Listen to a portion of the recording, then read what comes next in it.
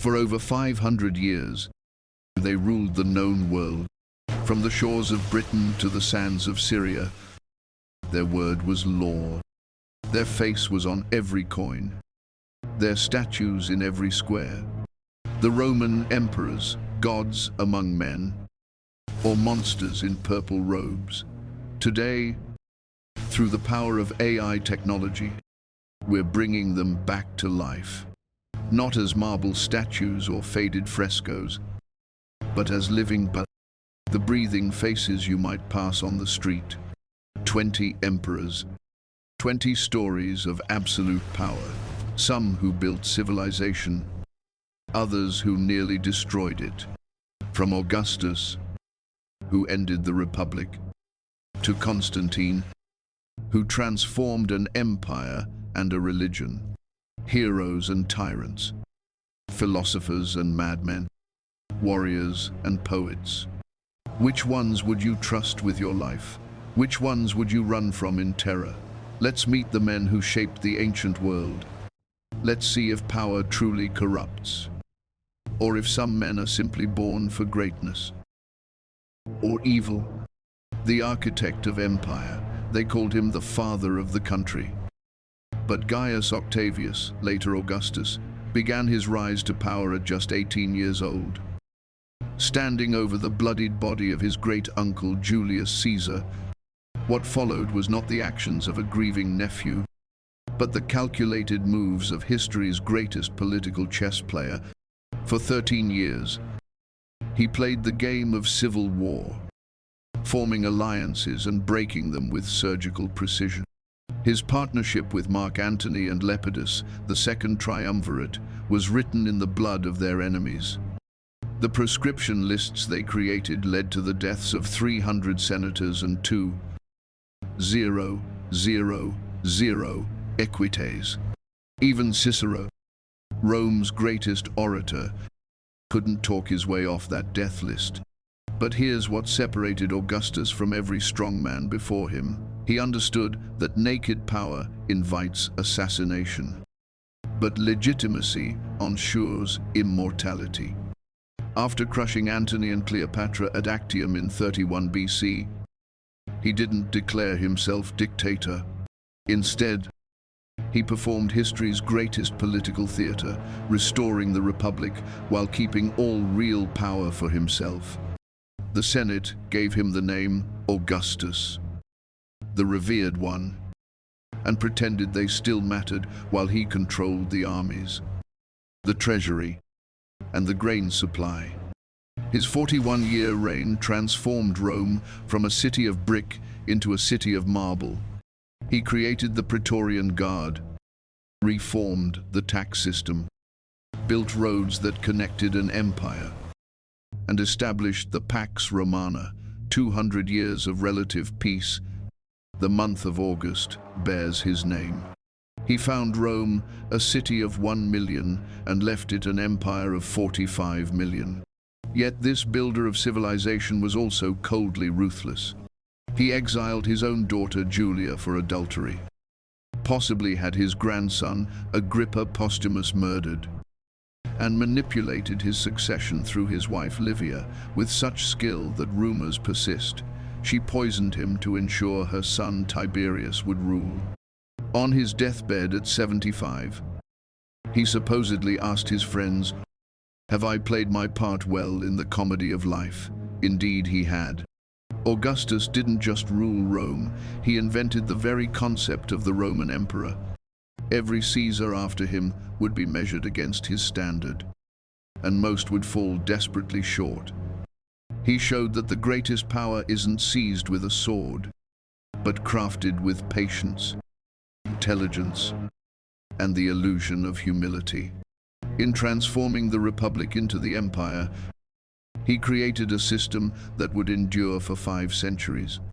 Not bad for a sickly young man who started with nothing but a famous name and an iron will. The reluctant tyrant Tiberius never wanted to be emperor. This uncomfortable truth defined every miserable year of his 23-year reign. A brilliant military commander who had conquered Germania and Pannonia, He was forced onto the throne by his mother Livia's machinations and Augustus's lack of surviving male heirs. The purple robes of power fit him like a shroud. At first, he tried to rule justly. He refused excessive honors, telling the Senate, "I am master only of my slaves, a general to my soldiers, and Princeps to everyone else." He improved the empire's finances, leaving the treasury with 2 to 7 billion sesterces, 20 times what he'd inherited. He built few monuments to himself, saying, "I'd rather be safe than sorry." But this modesty masked a growing paranoia that would transform him from reluctant ruler to terrifying tyrant. The turning point came with the rise of Sejanus, his praetorian prefect. While Tiberius withdrew to the island of Capri in 26 AD, never to return to Rome, Sejanus became the shadow emperor, conducting a reign of terror through treason trials. Senators would wake to find their friends executed, their property confiscated, their children forced to inform on them. The historian Tacitus wrote that men were afraid to meet, to talk, even to be silent, for silence itself could be construed as treasonous disapproval. But it was on Capri that Tiberius's reputation was truly destroyed. Suetonius's accounts, though possibly exaggerated, paint a picture of unspeakable depravities. The emperor supposedly trained young children, whom he called his little fishes, to swim between his legs and nibble him. He created pornographic gardens and grottos. He threw people off the cliffs of Capri for entertainment, with soldiers waiting below with boat hooks to finish off anyone who survived the fall. Yet modern historians question these salacious details. Was Tiberius truly a monster? Or was he a competent but withdrawn ruler whose absence from Rome allowed his enemies to destroy his reputation? What we know for certain is that he discovered Sejanus's plot to overthrow him and had his former favorite executed along with his entire family, down to his young children. The daughter was violated by the executioner first. Roman law forbade the execution of virgins. When Tiberius finally died at 77, possibly smothered with a pillow by the future emperor Caligula, the Roman people erupted in celebration, chanting Tiberius to the Tiber, demanding his body be thrown into the river. The Senate initially refused to deify him, an honor granted to Augustus. Here was the tragedy of Tiberius, a capable man who hated the job he was forced to do, whose bitterness curdled into cruelty, whose withdrawal from the world he was supposed to rule led to suffering for millions.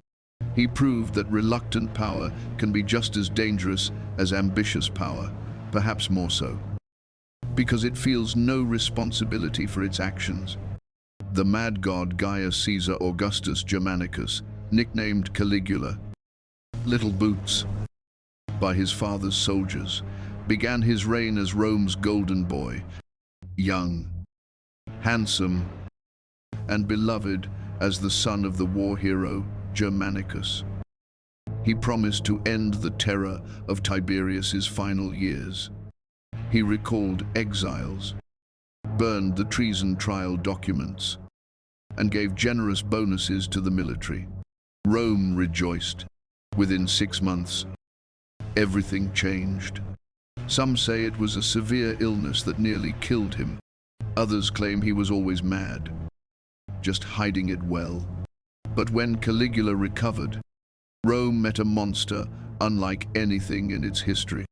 He didn't just abuse power, he seemed to take artistic pleasure in perverting it. He forced senators' wives to have sex with him at dinner parties while their husbands watched. He opened a brothel in the imperial palace, staffing it with senators' wives and children. He would auction off gladiators' lives to the highest bidder, forcing wealthy Romans to bankrupt themselves or face execution. His cruelty had a theatrical quality that went beyond mere sadism. When told the treasury was empty, he set up fake charges against wealthy Romans, then attended their executions to ensure their wills named him beneficiary.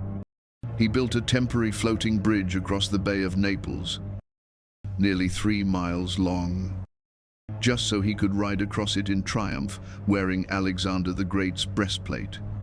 The cost nearly bankrupted the empire, but it was his declaration of godhood that truly marked his insanity.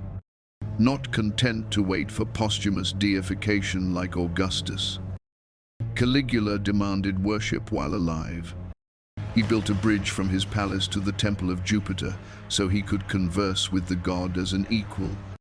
He appeared in public dressed as various gods, Apollo, Mercury, even Venus. He replaced the heads of statues of gods with his own image and ordered his statue placed in the Temple of Jerusalem, nearly causing a Jewish revolt. His sexual depravity became legendary. He committed incest with all 3 of his sisters, but especially with Drusilla, whom he treated as his wife. When she died, he declared her a goddess and made it a capital crime to laugh, bathe, or dine with one's family during the mourning period. He reportedly enjoyed watching torture and executions while eating, finding that suffering improved his appetite. His favorite phrase was, "Let them hate me, so long as they fear me." The most chilling aspect of Caligula wasn't just his cruelty, but his lucidity. He knew exactly what he was doing. When asked why he was so cruel, he replied, "I can do whatever I want to, whomever I want." He once lamented that his reign had no great disasters, saying, "The reign of Augustus was made famous by the Varian disaster, and that of Tiberius by the collapse of the amphitheater at Fidenae.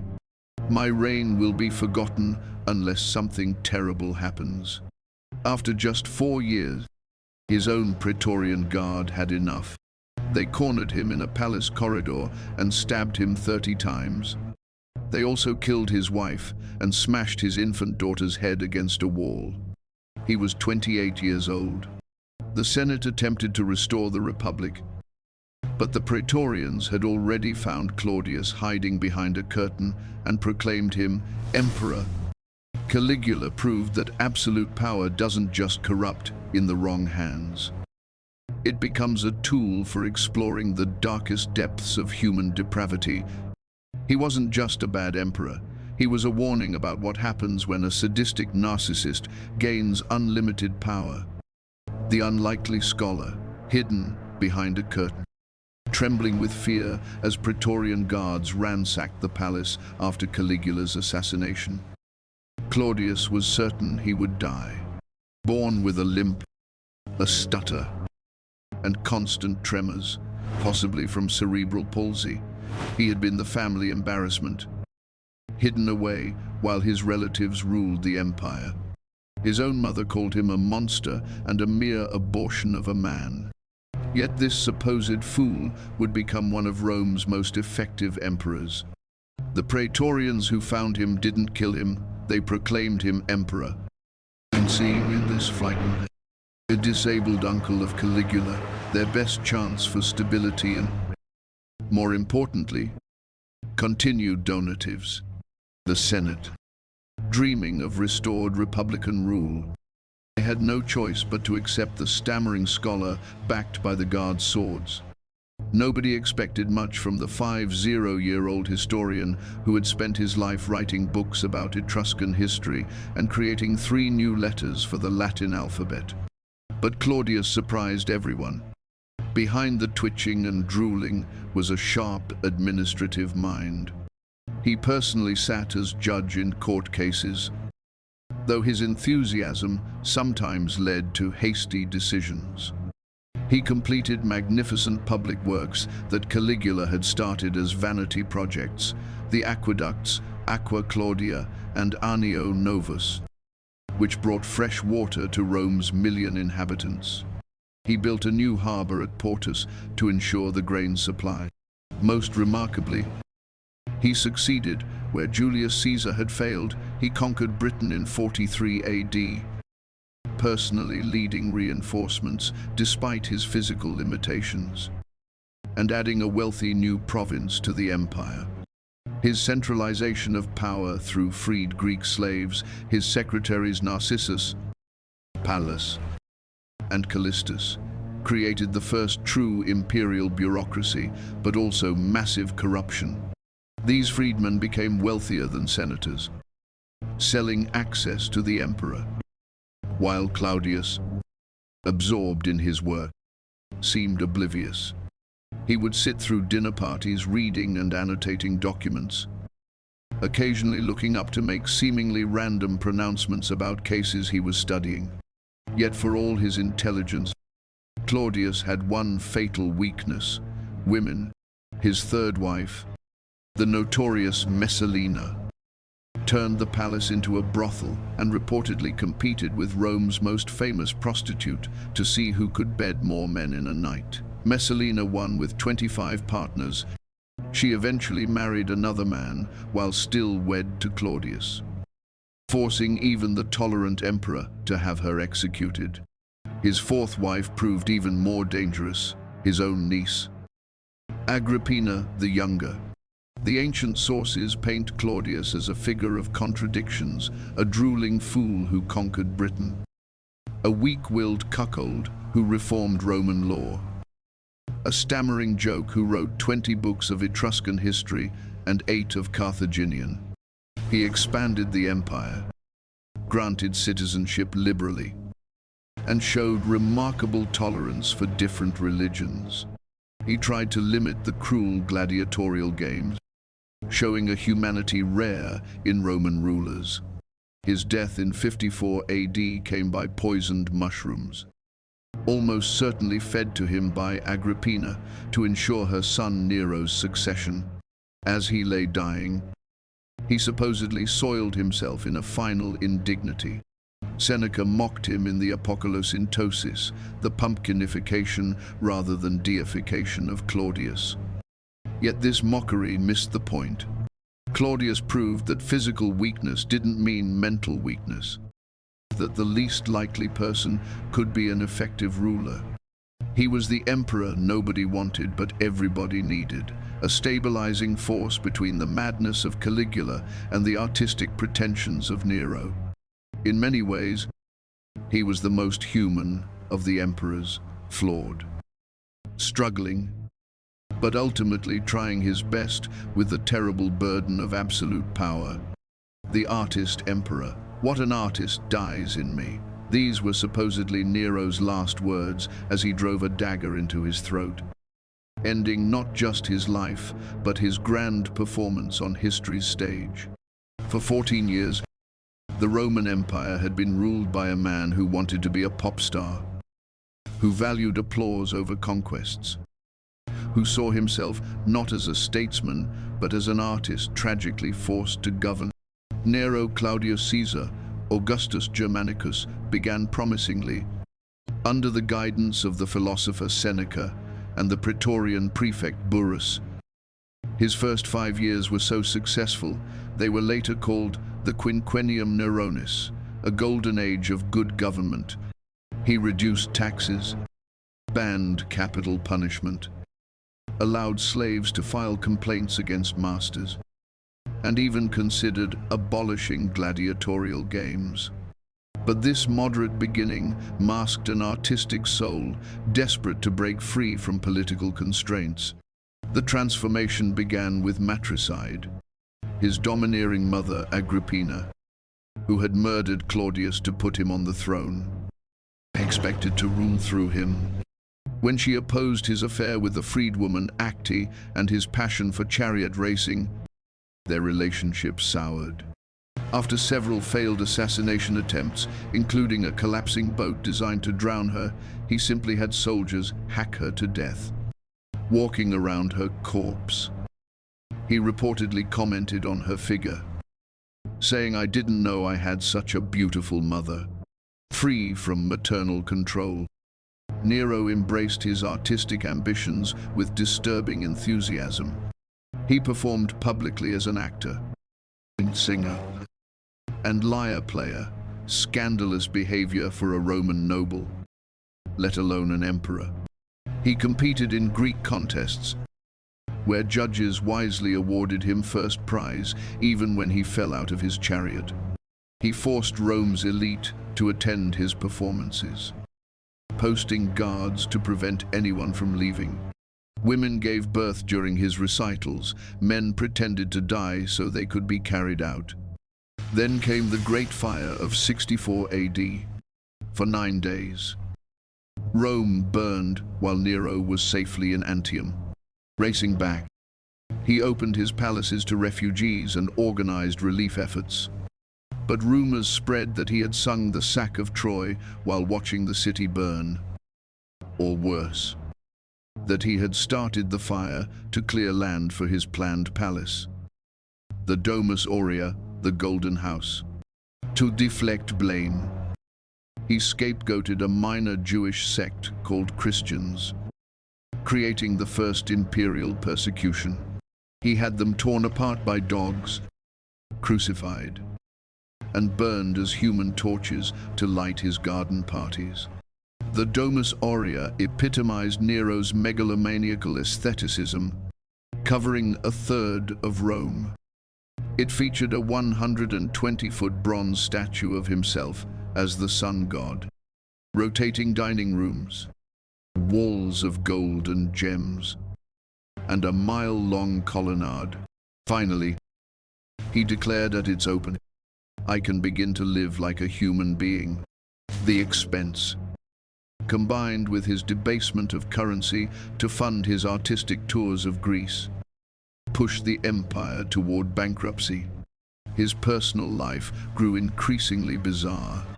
He kicked his pregnant wife Poppaea to death in a rage, then found a slave boy named Sporus who resembled her, had him castrated, and married him in a public ceremony where Sporus wore a bridal veil. He later married a freedman named Pythagoras, playing the bride himself.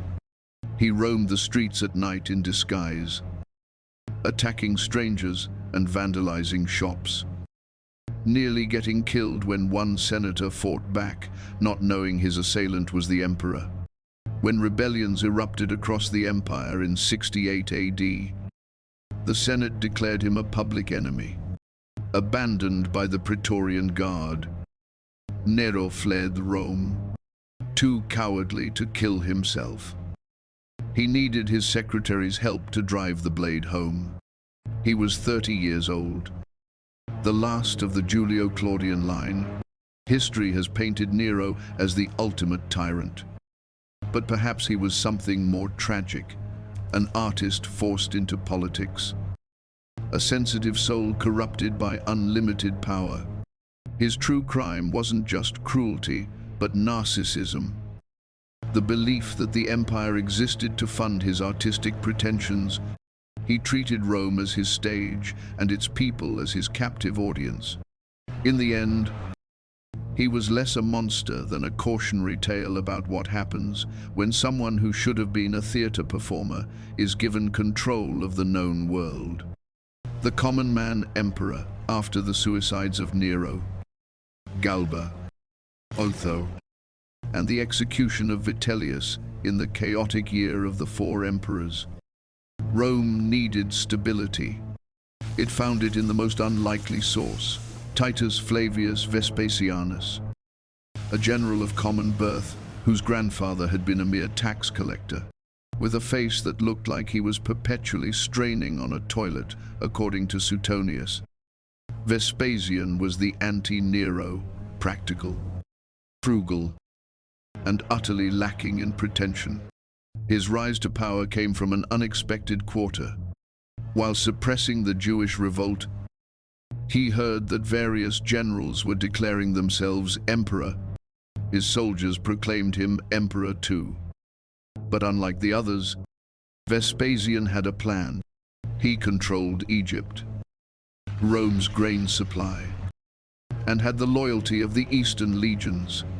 More importantly, he understood that after the chaos, Romans wanted boring competence, not another mad artist or paranoid tyrant. Vespasian's decade-long reign was marked by common sense and dad jokes. When criticized for taxing public urinals, he held a coin to his critic's nose, asking, "Does it smell?" establishing the principle that money doesn't stink, pecunia non olet. He restored the empire's finances through careful management and new taxes, including the aforementioned urine tax used by fullers for cleaning cloth. Unlike his predecessors who built vanity projects, he constructed the Flavian amphitheater, the Colosseum, on the site of Nero's private lake, symbolically returning the land to the people. His lack of pretension was refreshing. When senators tried to trace his ancestry to heroic founders of Rome, he laughed at them. When a young man showed up drenched in perfume seeking a commission, Vespasian sent him away, saying, "I'd rather you stank of garlic." He kept the same friends from before his elevation, visiting them without ceremony or guards.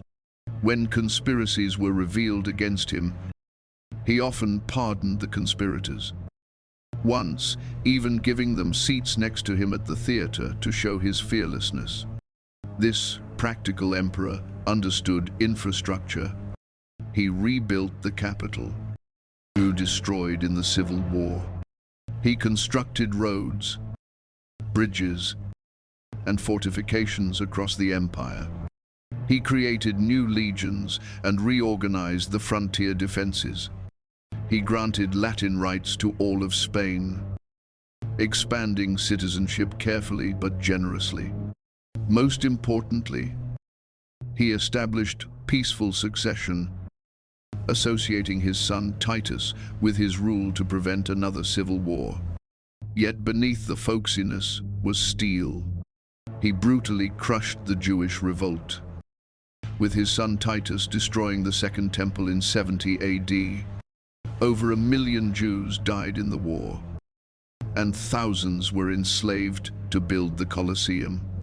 He could be vindictive against those who mocked him before his rise to power, though he usually satisfied himself with verbal revenge rather than execution.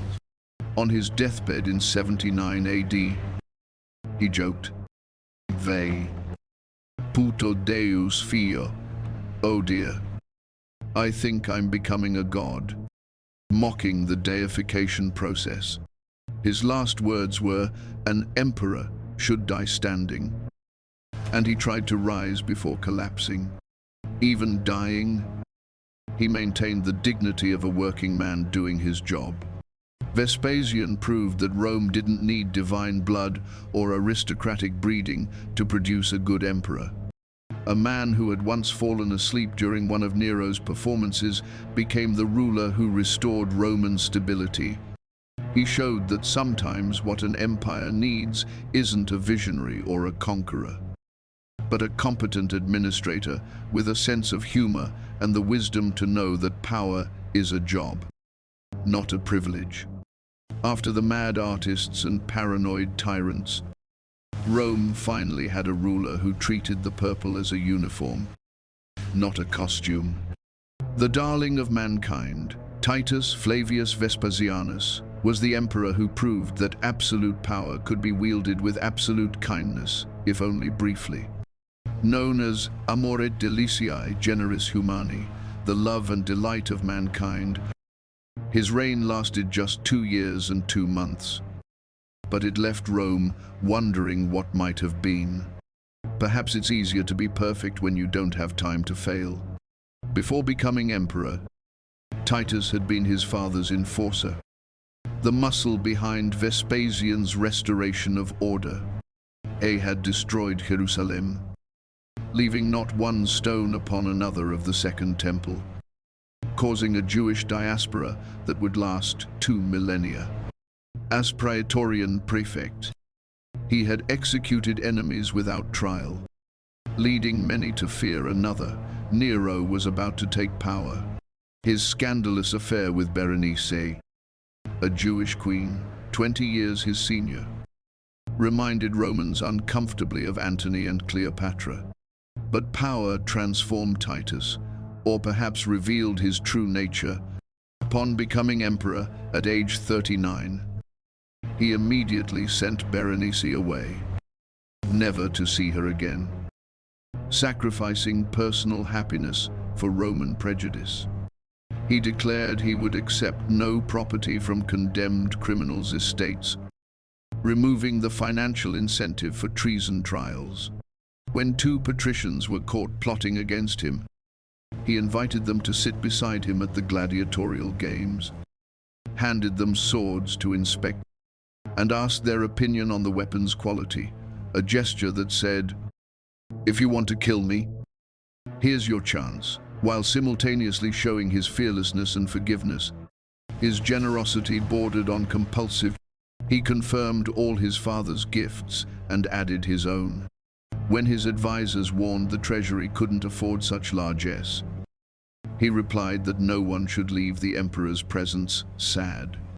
One evening, realizing he had given no gifts that day, he uttered his famous lament, "Friends, I have lost a day." This wasn't mere performance. He genuinely seemed to believe an emperor existed to make his subjects' lives better. Then came the catastrophes that would define his legacy.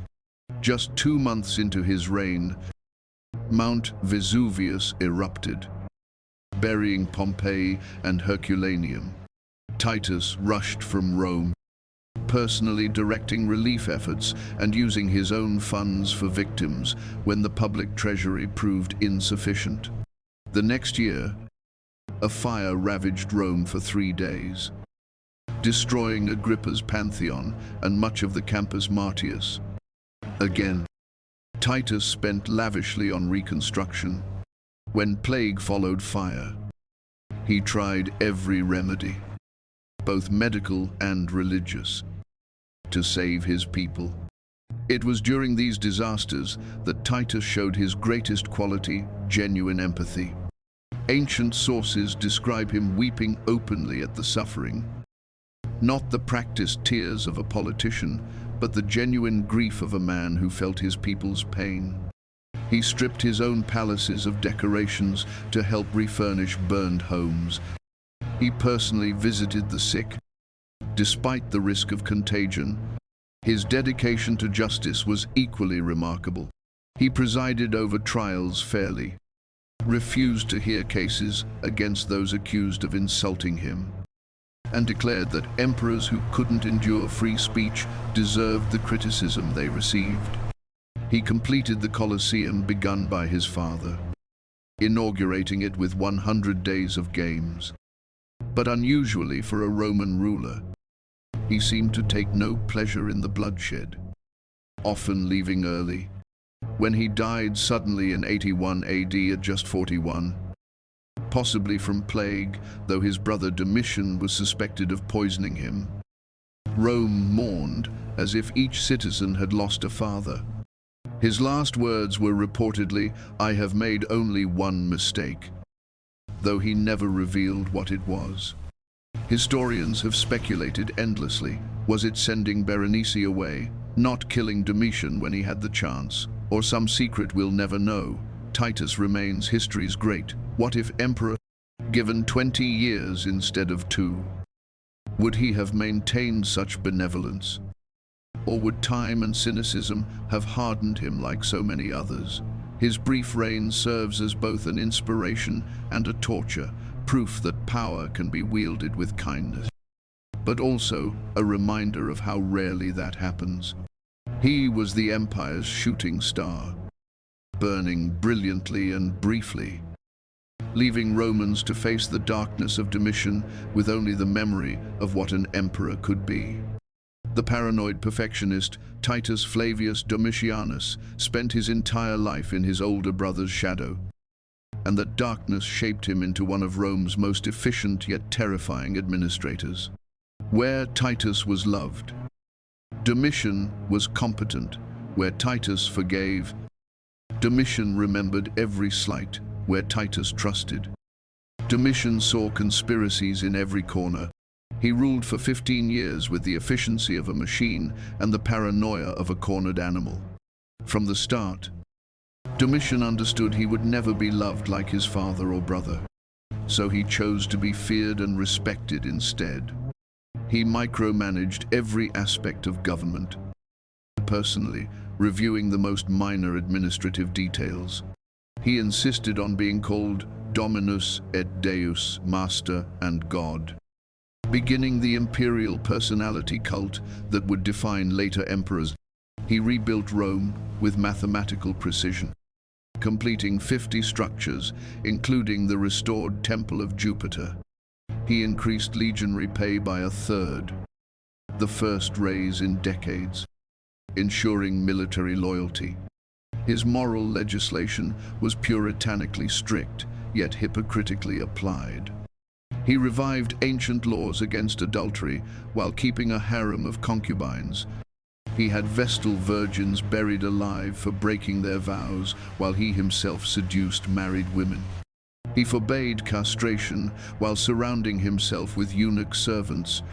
This wasn't mere hypocrisy, it was about control, showing that laws existed at his whim. But it was in his paranoia that Domitian truly excelled. He lined the walls of his porticos with reflective stones so he could see behind him while walking. He personally interrogated prisoners, sometimes burning their genitals with fire to extract confessions. He kept detailed lists of potential enemies, which eventually included most of the Senate. His network of informers was so extensive that Romans joked even the walls had ears. The Reign of Terror intensified after the failed revolt of Saturninus in 89 AD, though quickly crushed. It convinced Domitian that enemies were everywhere. Senators were executed for their facial expressions during speeches. Philosophers were banished from Rome for teaching dangerous ideas like freedom. He had his own cousin, Flavius Clemens, executed on vague charges of atheism, possibly for converting to Judaism or Christianity. He forced another relative, Flavius Sabinus, to be killed simply because a herald had accidentally called him imperator instead of consul. Yet between the execution, Domitian was remarkably effective. He reformed the tax system, making it fairer and more efficient. His building projects employed thousands. He held lavish games that delighted the people. He conquered parts of Germania and strengthened the Danube frontier. He was incorruptible, executing governors who embezzled funds. He insisted on quality in everything.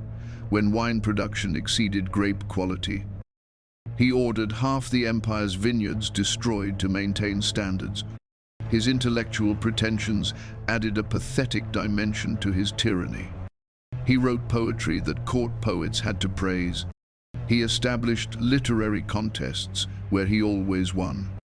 He had statues of himself erected everywhere, more than all previous emperors combined, each inscribed with increasingly grandiose titles.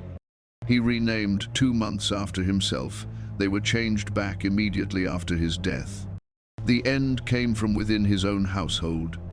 His wife Domitia, whose name he found on one of his execution lists, joined with freedmen and praetorian prefects in a conspiracy.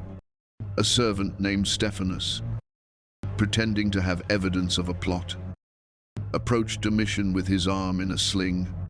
When Domitian leaned in to read the document, Stephanus pulled a dagger from the sling and stabbed him. Other conspirators rushed in to finish the job.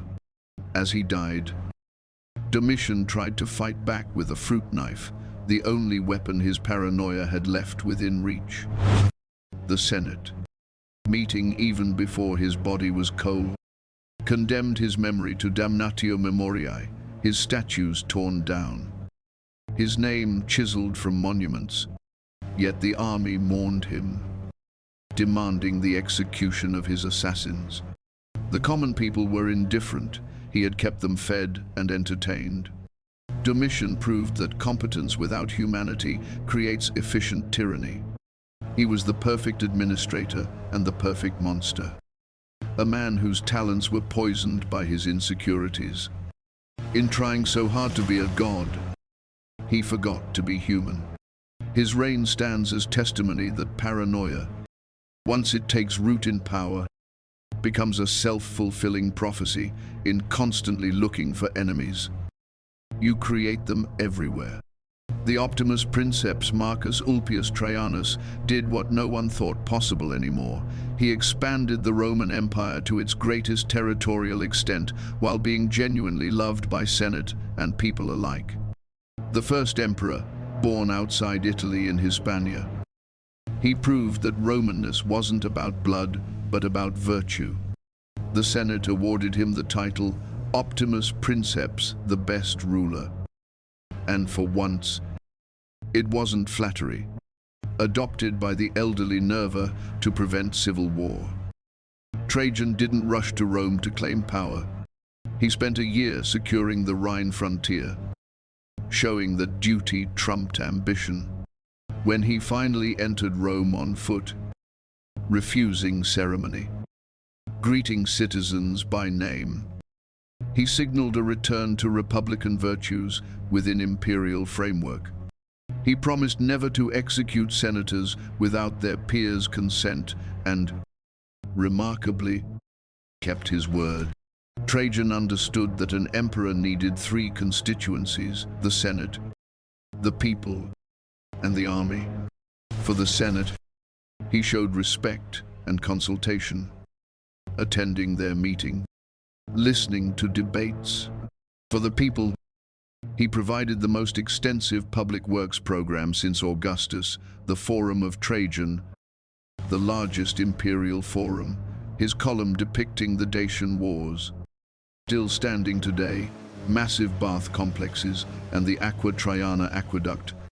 His Alimenta program provided food for poor children across Italy.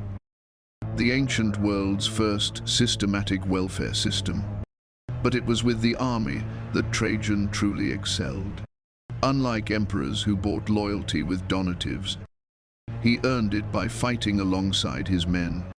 He shared their hardships, ate their food, marched on foot when supplies were short.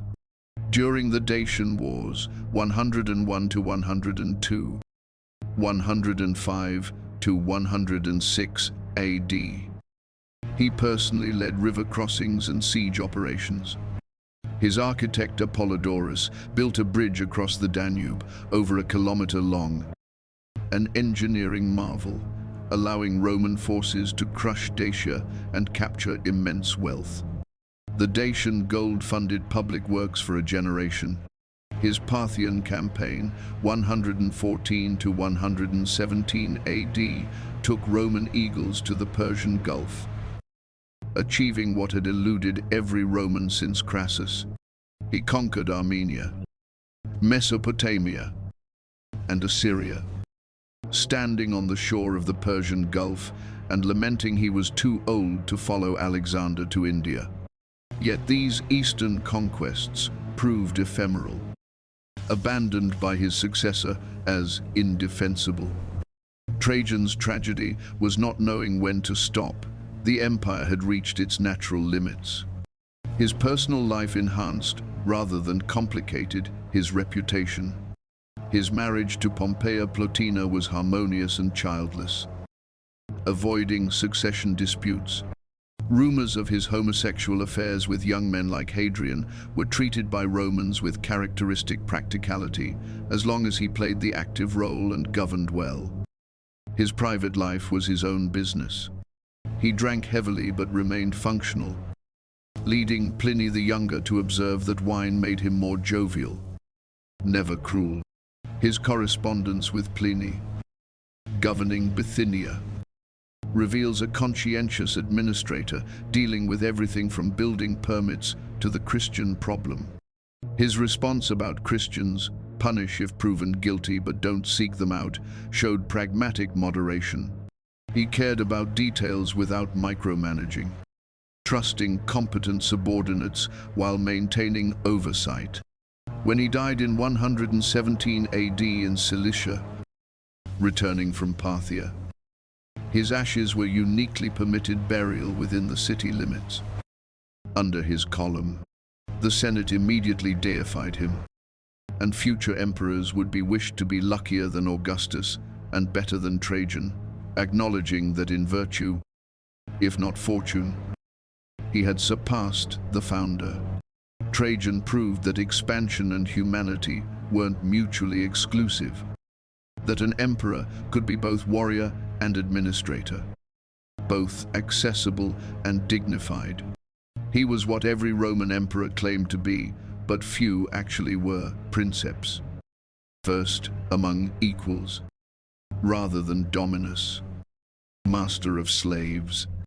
If Augustus invented the Principate and Marcus Aurelius would philosophize it, Trajan perfected it in practice.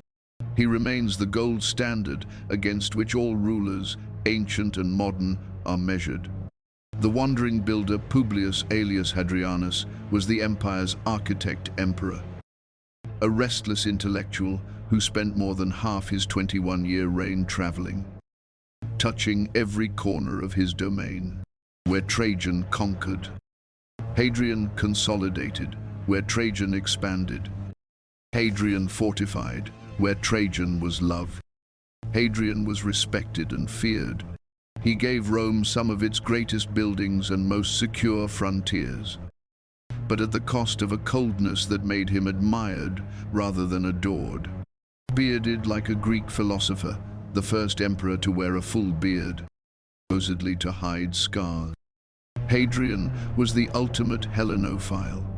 He spoke Greek better than Latin, wrote poetry, painted, played the lyre, and designed buildings that still inspire architects 2 millennia later.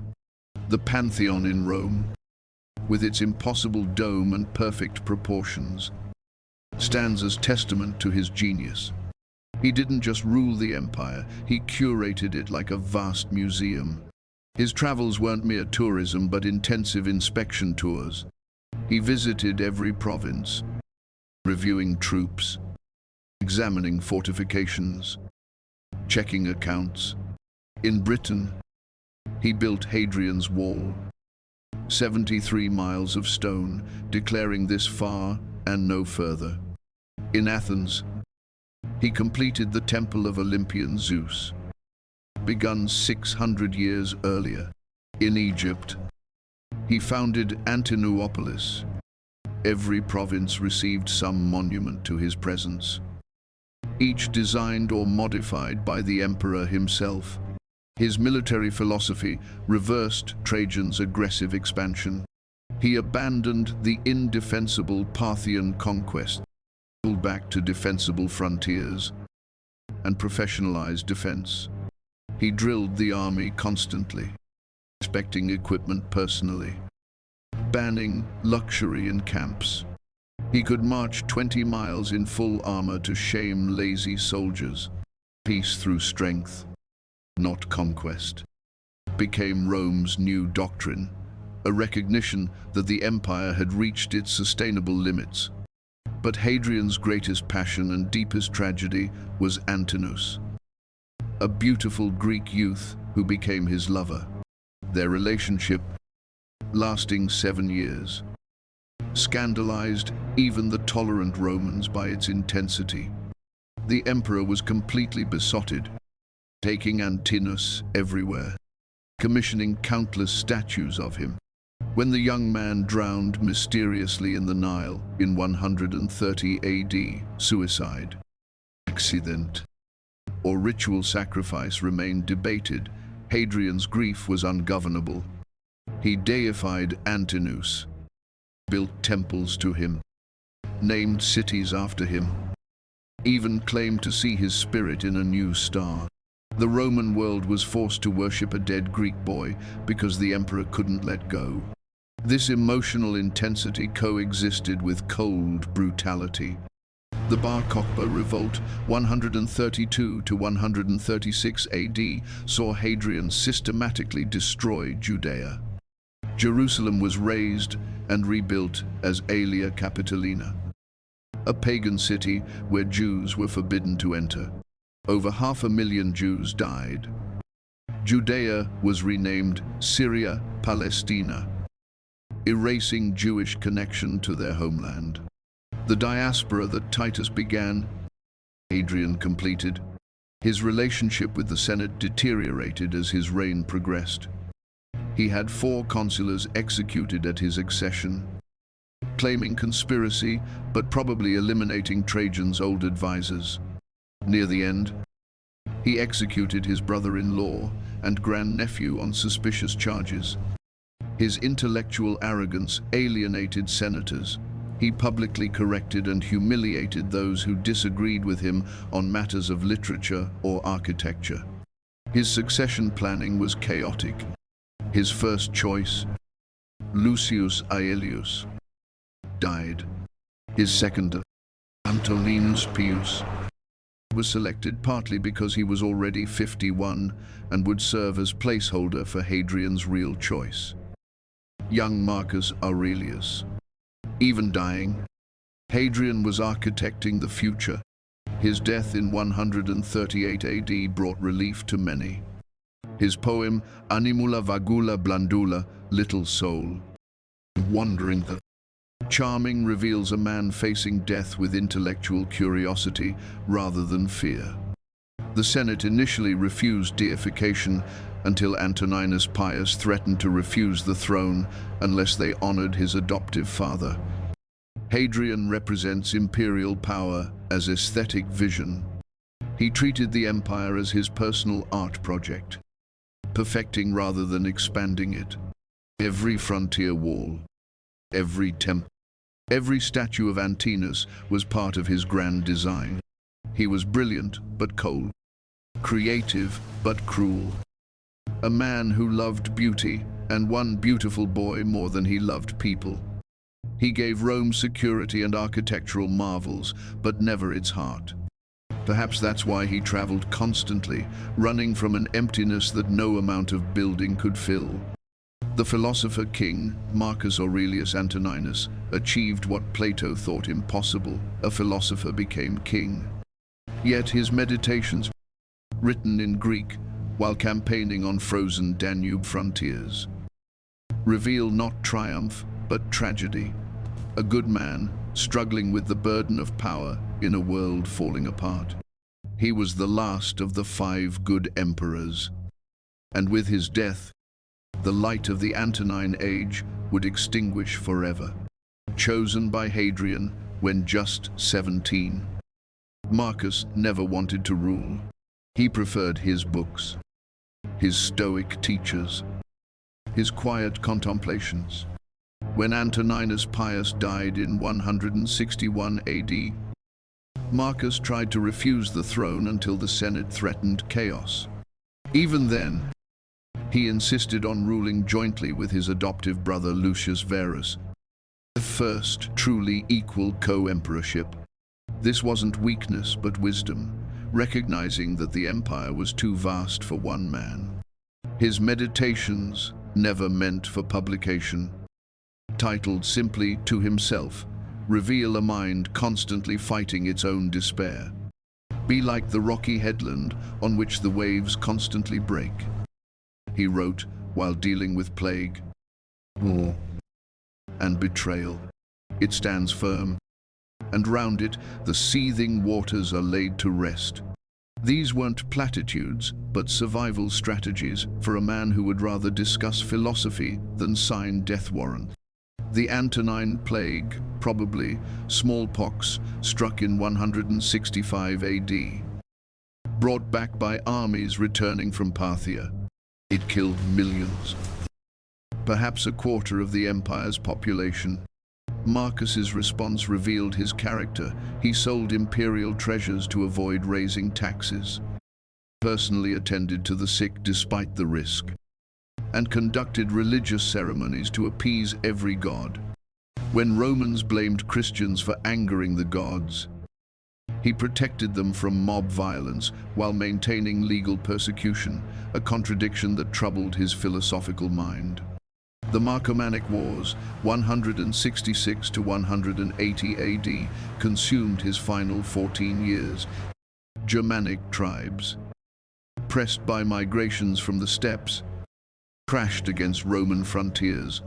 Marcus, who had never wanted to be a soldier, spent his last years in army camps along the Danube, fighting a desperate holding action.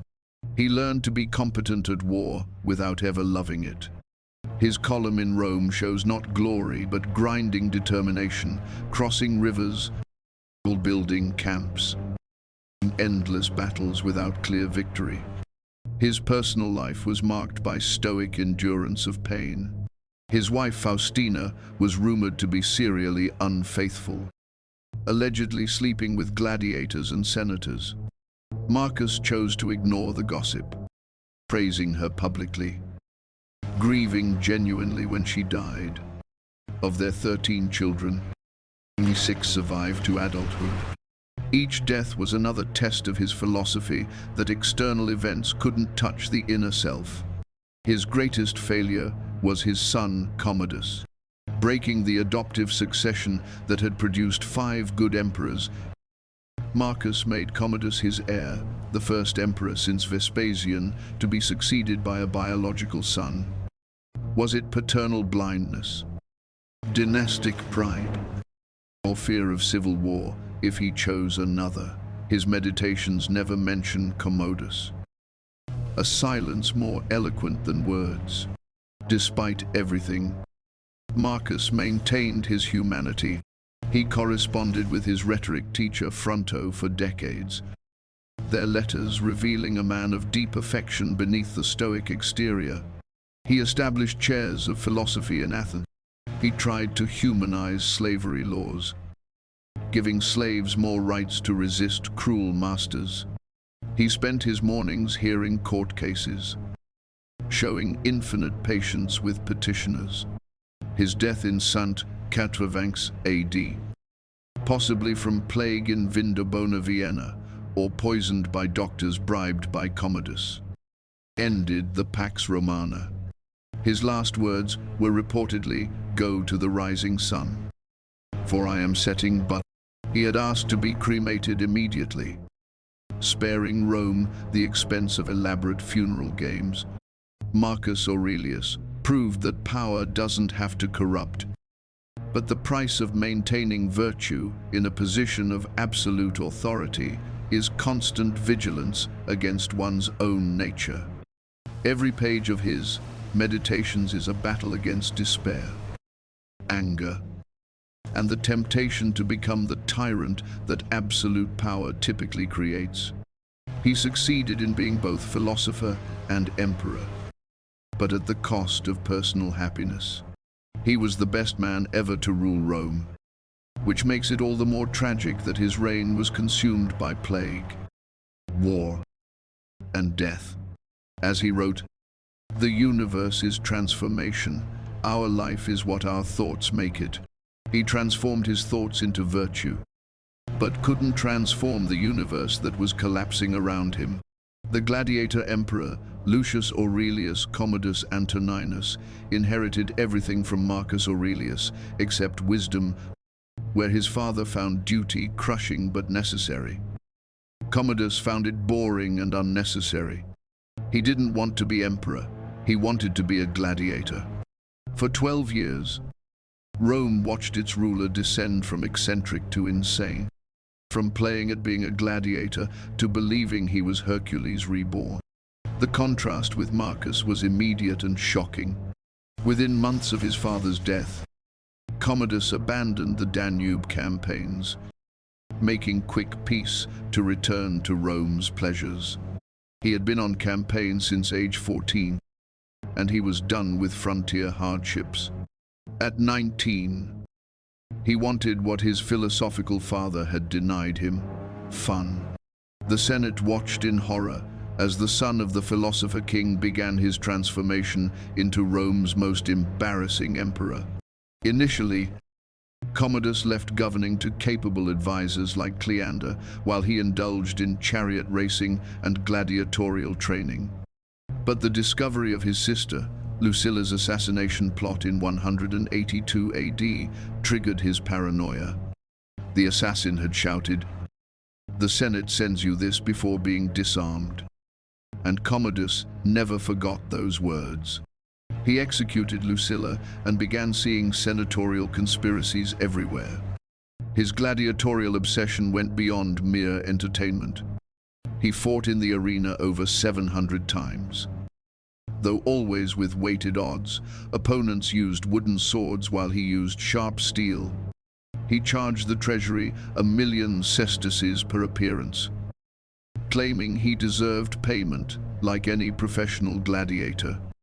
He renamed all the months after his own titles, rechristened Rome Colonia Commodiana, and even renamed the Roman people Commodiani. The megalomania peaked with his identification as Hercules. He wore a lion's skin and carried a club in official portraits. He had statues of himself as Hercules placed throughout the empire. He executed men with physical disabilities and pretending they were giants he was slaying. He shot hundreds of ostriches in the arena, decapitating them with special crescent-headed arrows, then held up a severed ostrich head to the senatorial seats, grinning at them meaningfully. His cruelty had a petty quality that made it worse than grand tyranny. He renamed a fat senator Porky in official documents. He forced another senator to dance naked at banquets. He had women fight as gladiators, sometimes against dwarfs. He collected people with physical deformities, called them his toys, and made them fight each other for his amusement. He once gathered all the men in Rome who had lost feet, tied serpents to their leg stumps. He gave them sponges to throw at him, and clubbed them to death while pretending they were giants. The empire, meanwhile, functioned on autopilot. Cleander sold governorships, military commands, even senatorial seats to the highest bidder. When a plague and grain shortage hit Rome, the mob blamed Cleander. Commodus had his favorite executed and his head presented on a pike, then continued his gladiatorial games as if nothing had happened. By 192 AD, even his inner circle had enough. When he announced he would begin the new year by taking the consulship dressed as a gladiator, emerging from the gladiators' barracks instead of the palace. It was the final insult. His mistress Marcia, finding her name on an execution list along with the Praetorian prefect Latus and Chamberlain Eclectus, poisoned his wine. When he vomited it up, they sent in his wrestling partner Narcissus to strangle him in his bath. He was 31 years old. The Senate immediately declared damnatio memoriae, destroying his statues and chiseling his name from monuments. They restored the proper names of months and cities. The Praetorian Guard auctioned the throne to the highest bidder, beginning a new cycle of chaos that would produce the year of the 5 emperors. Commodus proved that Marcus Aurelius's greatest failure wasn't philosophical but paternal. In trying to ensure smooth succession by elevating his biological son, he doomed the empire to rule by a man-child who preferred playing gladiator to governing. Commodus wasn't evil in the calculated way of Domitian or insane with the creative madness of Caligula. He was something worse, a spoiled brat with unlimited power and no interest in using it responsibly. He turned the Roman Empire into his personal playground and the Roman people into his toys. His reign marked the end of the Antonine Golden Age and the beginning of the crisis that would nearly destroy Rome. The African general Lucius Septimius Severus, born in Leptis Magna in modern Libya, spoke Latin with a Punic accent and proved that in the chaos of civil war, the only citizenship that mattered was command of the legions. After the year of the 5 emperors, 193 AD, This African provincial emerged victorious through a combination of military brilliance, political ruthlessness, and the novel understanding that the army, not the Senate, was the true source of imperial power. His rise came through systematic deception. Governor of Pannonia, when Commodus was assassinated, he initially swore loyalty to Pertinax, then to Didius Julianus, who bought the throne from the Praetorians. But secretly, he was already marching on Rome. He convinced the rival claimant Claudius Albinus to accept the title of Caesar, buying time to defeat Pescennius Niger in the east before turning to destroy Albinus in the west. At the Battle of Lugdunum, 197 AD, where Albinus died, Severus reportedly commented, "I have eliminated my last rival, forgetting to pretend he had ever been an ally." Severus revolutionized imperial ideology.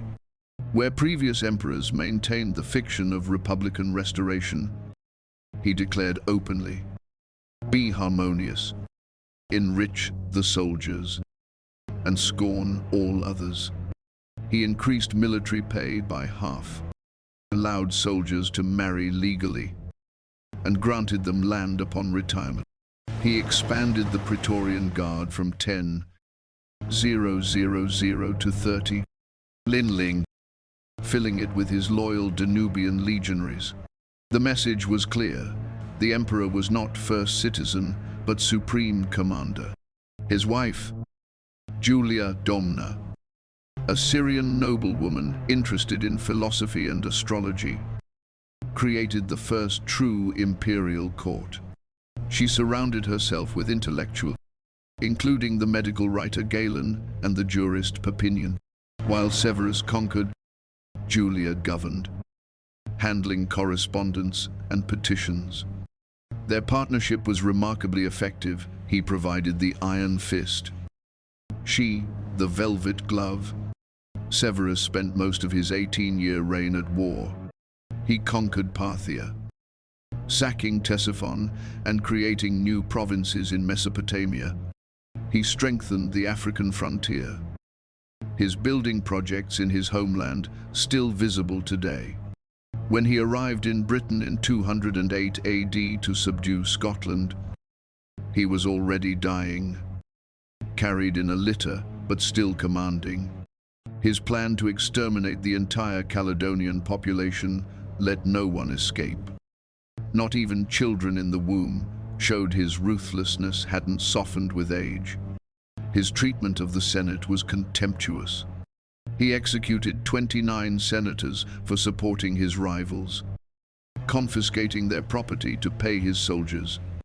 He packed the Senate with his supporters from Africa and the East, ending Italian dominance.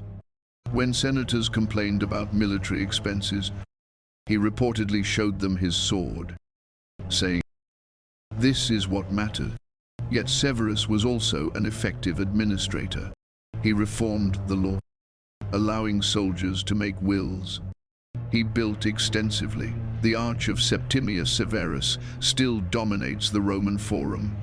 He created the first secret police, the Frumentarii, to report on provincial governors. He was incorruptible personally, executing officials who embezzled. He worked from dawn to dusk, even while campaigning. His dynasty's fatal flaw was his sons, Caracalla and Geta, who hated each other from childhood. Severus spent his last years trying to reconcile them, once saying, "I found the empire in chaos and leave it pacified even to the Britons. I leave you an empire stronger than ever, if you are worthy, weaker than ever if you are not." He allegedly told them, "Stay united, pay the soldiers, and ignore everyone else." When he died at York in 211 AD, aged 65, his last words were reported, "I have been everything, and it has profited nothing." His body was cremated, and his ashes returned to Rome in an urn supposedly made of purple stone. The African provincial had become so Roman that he was literally transformed into the imperial color. Severus proved that the empire had fundamentally changed. It was no longer a Roman empire, but a military state that happened to be centered in Rome. By openly acknowledging that imperial power came from military force, not senatorial approval or popular acclaim, he was both more honest and more dangerous than his predecessors. He gave the empire another century of life by militarizing it, but also set the precedent for the barracks, emperors who would nearly destroy it. The African who spoke Latin poorly had understood Rome better than any Italian.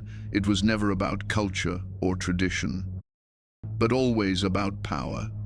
The soldier's tyrant, Marcus Aurelius Severus, Antoninus Augustus, known as Caracalla after the Gallic hooded cloak he popularized, began his sole reign by murdering his brother Geta in their mother's arms.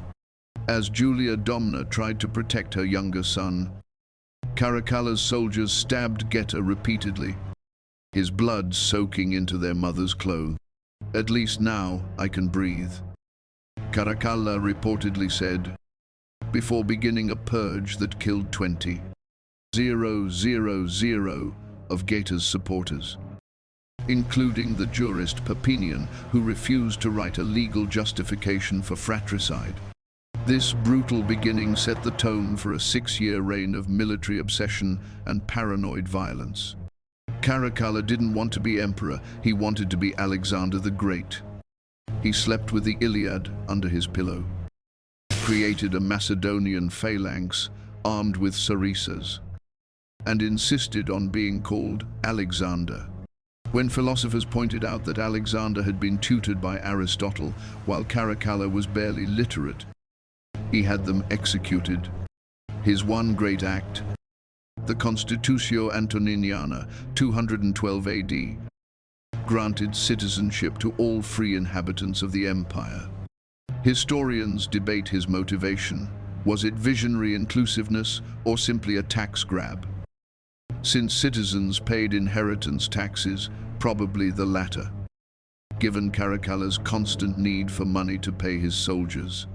He raised military pay by 50%, costing 280 million sesterces annually, bankrupting the treasury. With the army, Caracalla found his only happiness. He marched with them, ate their ration, carried his own equipment, dug ditches alongside them. He was genuinely brave in battle, always in the front lines. Soldiers loved him because he was one of them, crude, violent, direct. He once told German auxiliaries, "I am one of you.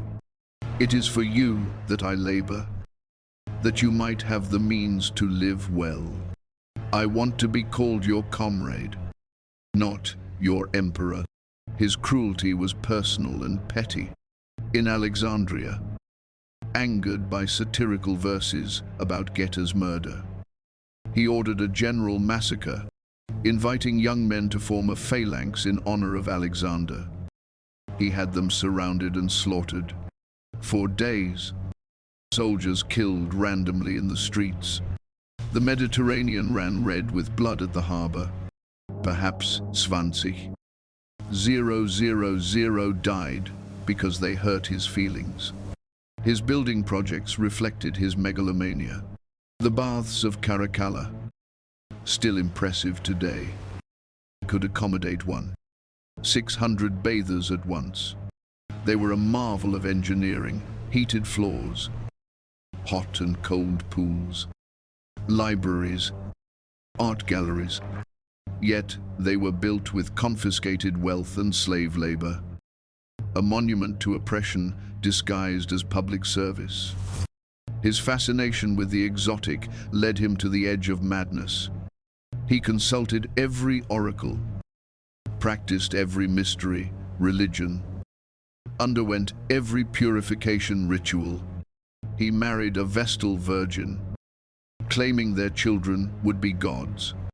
When that produced no offspring, he had her divorced and remarried multiple times. He wore wigs and makeup to look younger, painted his face to look more martial. The Parthian campaign that ended his life began with typical duplicity. He proposed marriage to the Parthian king's daughter, then attempted to capture the king at the wedding celebration. When that failed, he ravaged Mesopotamia, accomplishing nothing but destruction. His own soldiers grew tired of pointless marching and random executions. On April 8, 217 AD, while urinating on the road near Carrhae, where Crassus had died, Caracalla was approached by a soldier named Martialis, whose brother he had executed, one stab to the back, and the would-be Alexander was dead at 29. The Praetorian prefect, Macrinus, who had discovered he was on Caracalla's execution list, had arranged the assassination. Caracalla left behind an empire with universal citizenship, but universal fear. The army mourned him. He had been their most generous patron. The Senate, which he had ignored when not executing its members, rejoiced quietly. The people were ambivalent. He had entertained them with magnificent games while oppressing them with taxes. His legacy is contradictory. The universal citizenship grant was revolutionary, transforming the empire's identity forever. The baths remain one of Rome's most impressive ruins. Yet, he was also a fratricide, a mass murderer, a man who confused cruelty with strength.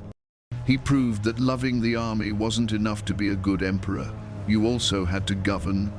Caracalla was a soldier who happened to be emperor, when what Rome needed was an emperor who could manage soldiers. His death brought no tears except from the troops who had enabled his tyranny. The teenage priest-emperor Marcus Aurelius Antoninus Augustus, known to history as Elagabalus after his Syrian sun god, became emperor at 14 and was dead by 18, leaving behind a legacy so scandalous that even Roman historians, accustomed to imperial excess, struggled to describe it. He was the ancient world's ultimate enfant terrible, a teenage religious fanatic with unlimited power and no boundaries. His rise was orchestrated by his grandmother, Julia Maesa, Septimius Severus's sister-in-law. After Caracalla's assassination, she convinced Syrian legions that Elagabalus was Caracalla's illegitimate son. The beautiful boy, dressed as an exotic high priest with painted eyes and jeweled robes, captivated soldiers tired of the austere Macrinus. They didn't realize they were replacing a competent administrator with a hormonal teenager who thought he was God's chosen vessel. Elagabalus arrived in Rome with a meteorite, a black conical stone he claimed was Elagabal himself. He built the Elagabalium, a massive temple on the Palatine, and forced Romans to worship his rock.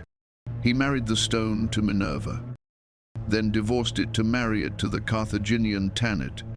He stole the sacred flame of Vesta, the Palladium of Athena, and other ancient relics, placing them in his temple as servants to his Syrian deity. Romans watched in horror as their 1,000-year-old traditions were subordinated to a teenager's oriental cult.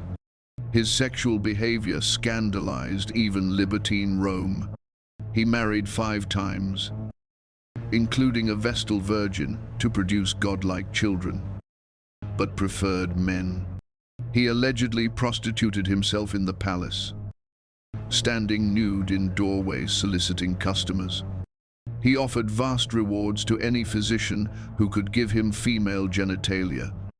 He had a husband, a chariot driver named Hierocles, whom he called his lord, and allegedly enjoyed being caught in adultery so Hierocles could beat him. The Historia Augusta, though unreliable, paints a picture of staggering excess. He supposedly served dinner guests food colored to match the courses, green beans with green stones, yellow rice with gold coins. He created the first whoopee cushions, placing air-filled leather bags under dinner guests. He released lions and leopards, supposedly tamed, but guests didn't know into dining rooms.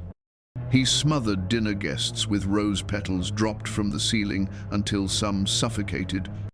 His government, if it could be called that, was ruled by beauty and genital size. He appointed dancers, barbers, and chariot drivers to high office based on their physical attributes. His closest advisor was a dancer named Paris. He sold governorships, military commands, and senatorial seats, sometimes multiple times to different buyers. He created a senate of women, led by his mother, to regulate fashion and etiquette. Yet, beneath the debauchery was a lost child, dragged from Syria, forced into a role he didn't understand, surrounded by manipulative adults. Elagabalus retreated into religious ecstasy and sensual pleasure. His grandmother, Julia Maesa, realizing her mistake, promoted his cousin, Severus Alexander, as heir. Elagabalus, sensing danger, alternated between trying to kill Alexander and begging for his love. On March 11, 222 AD, the Praetorian Guard had enough. They found Elagabalus hiding in a latrine with his mother, Julia Septimius. Both were butchered, their bodies dragged through the streets, violated, and thrown into the Tiber. The Senate declared damnatio memoriae, destroying his statues, erasing his name, and returning his Syrian god to Emesa. Elagabalus represents imperial power at its most absurd, a child playing with the machinery of empire like a toy, breaking whatever he didn't understand. He wasn't evil in the calculated way of earlier tyrants. He was something more disturbing, completely disconnected from reality, living in a fantasy where his whims were divine will. His brief reign serves as a reminder that the imperial system's greatest weakness was its succession mechanism.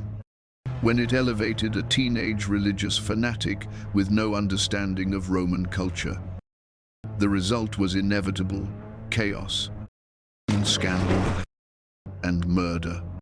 He was less an emperor than a warning about what happens when absolute power meets absolute immaturity.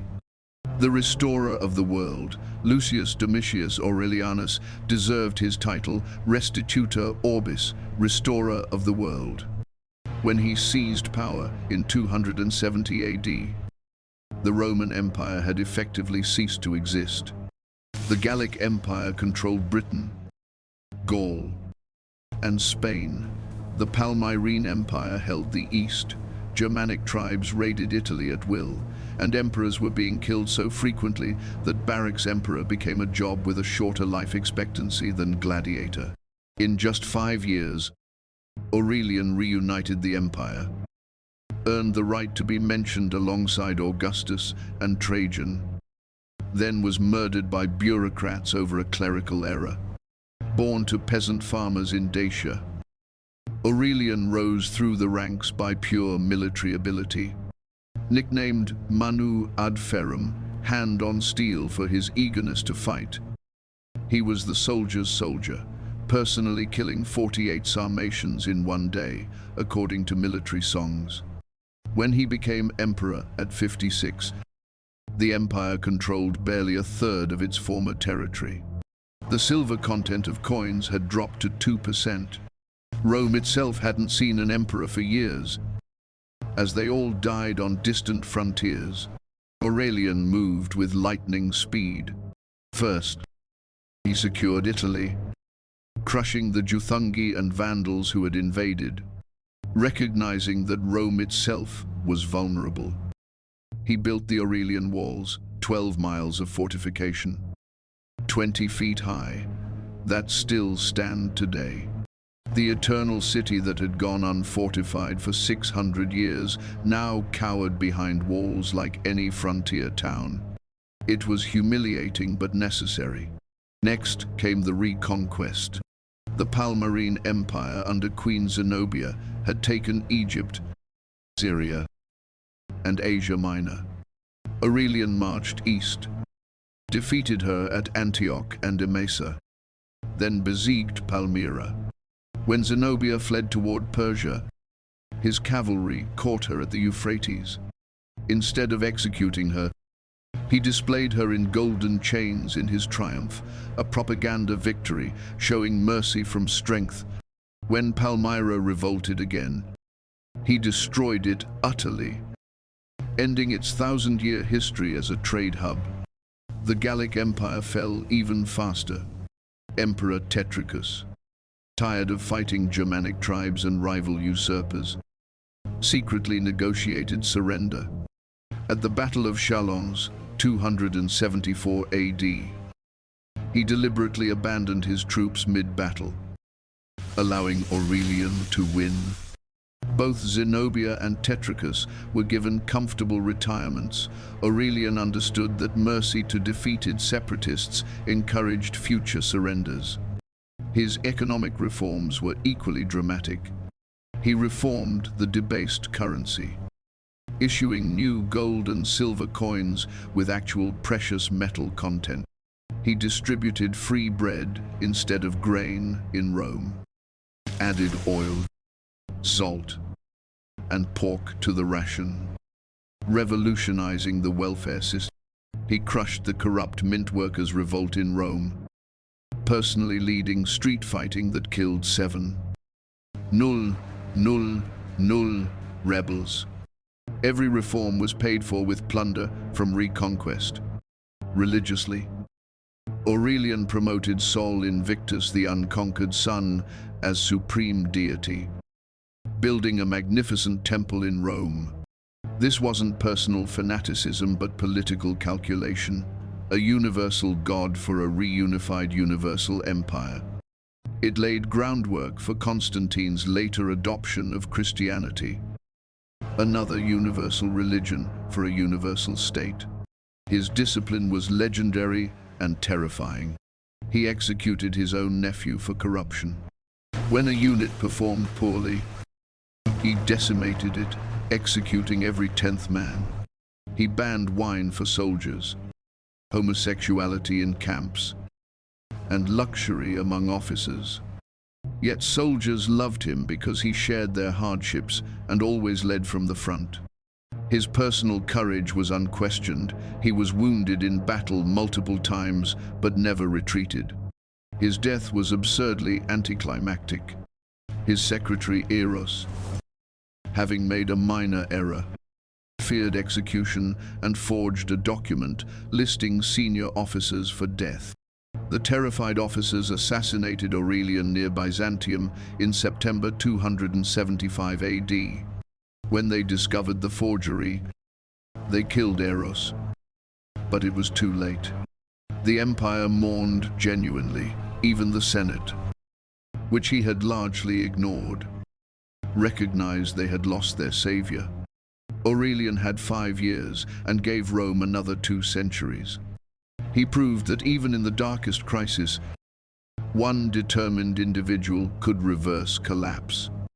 He wasn't cultured like Hadrian or philosophical like Marcus Aurelius. He was a Balkan peasant who understood that when civilization is collapsing, you need warriors, not philosophers. He restored not just territory but confidence, showing Romans they could still win, still unite, still matter. His tragedy was succeeding so completely that lesser men felt safe enough to murder him over paperwork. He saved an empire that didn't deserve him. The great reformer, Gaius Aurelius Valerius Diocletianus, did what no emperor had done before or would do again. He voluntarily retired. But before exchanging the purple for cabbage farming in his Dalmatian palace, this son of slaves fundamentally restructured the Roman Empire, creating a system that would endure for centuries. He didn't just reform the empire, he reinvented it, transforming it from a classical state into a medieval monarchy, rising through the ranks from common soldier to emperor. Diocletian understood the empire's fundamental problem.